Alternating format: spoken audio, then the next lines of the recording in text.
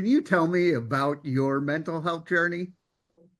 Yes, so I was born with a physical disability, a rare neuromuscular disorder that causes muscle weakness. It's called central core disease. And because it's a rare disorder, even though I was born with it, I actually wasn't diagnosed until I was in my early 20s.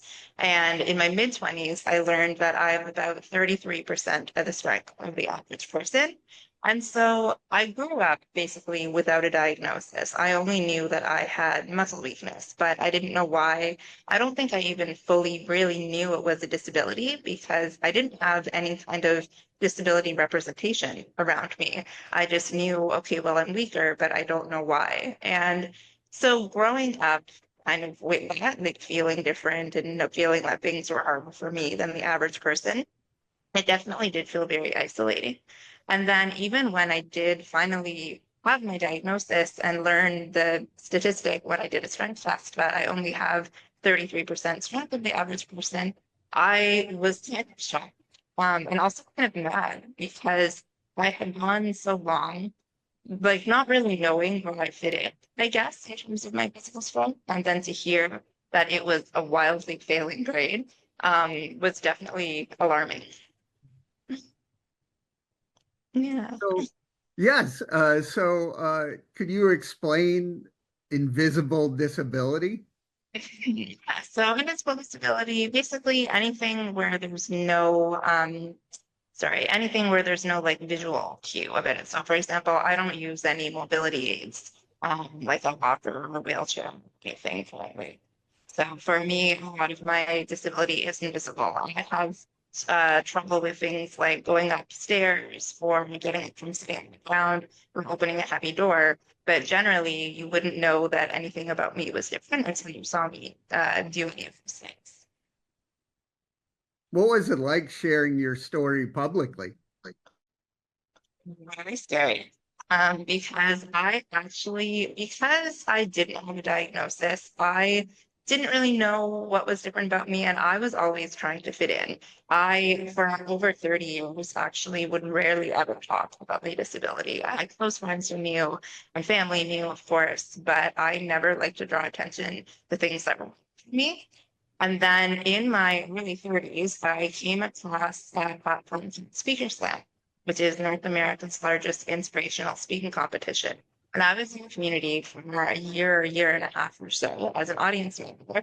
And the stories that always stuck out to me were every now and then they would have a speaker with a disability and various kinds of disabilities. And the whole kind of main thing about SpeakerSlam is it's people sharing their stories and their life lessons. And whenever somebody shared their story of living with a disability, I was like, we can do, like, we can talk about it. I had never thought of doing that before, but seeing these stories of other people with disabilities, even though they were from mine, it made me feel really seen. And I realized that I could relate to them and it made me feel better about potentially joining mine. I think I didn't really see the point of ever talking about my disability before, but when I saw other people doing it and I was really moved by their stories, I was like, maybe that's the point. Maybe me talking about my story will move up people or make other people feel seen or going through the same thing.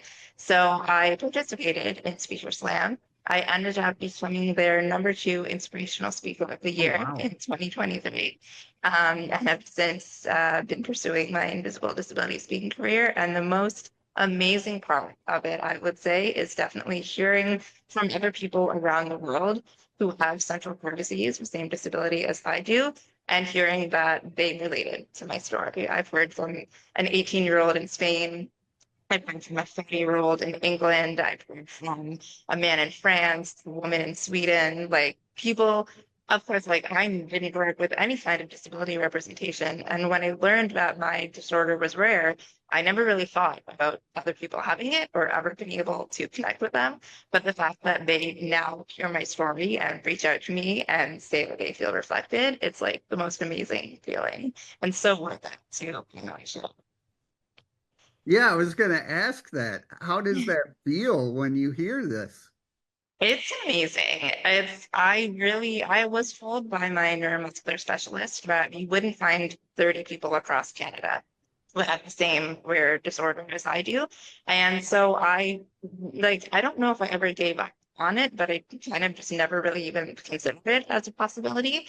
But when I finally got my diagnosis, I came across a Facebook group of people that have, it's all people or the people who have children with central core disease. And there's about 1,500 people worldwide in that group with this rare disability. And I was like, oh my gosh, 1,500 people who understand, who we can like, I can see them asking questions about milestones and whether something is normal for us or people have experienced it, and people sharing their struggles with like workplaces or schools or anything like that. And I was like, this is actually a community of people who understand. And when I did my speeches, I was really excited to share the video in that group and got the most amazing response from them because we don't really see people talking about our disability. There aren't a ton of us who have it. So it feels really special to be able to be that.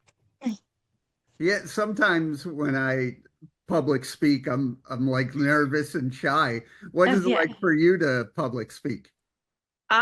Because I think I kind of got into it accidentally, or when I say accidentally, like I really started doing the competition to get more comfortable with talking about my disability, not necessarily to speak, which now I have doing.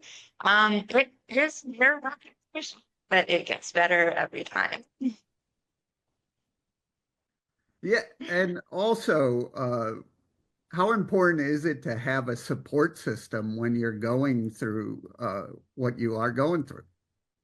It's definitely helps a lot. I'm really lucky that I've always had a great support system. My parents have been super supportive my whole life. My mom is definitely the reason that I've always felt like I can do things. She never really wanted me to feel like I couldn't do things, and wanted me to try everything. And I feel like I always just assumed that I could do things because she believed in me. And she had always wanted me to tell my story. And I always told her, what's me? I don't know what you're talking about. It's just my moment in life. And she's really excited that I started talking about it now. And I also have a really supportive boyfriend.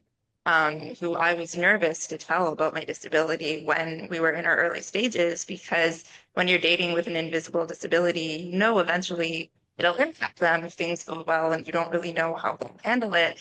But when I told him about my disability for the first time on our second date, I was really nervous that he'd be scared off by it, but he was really moved and he thanked me for sharing.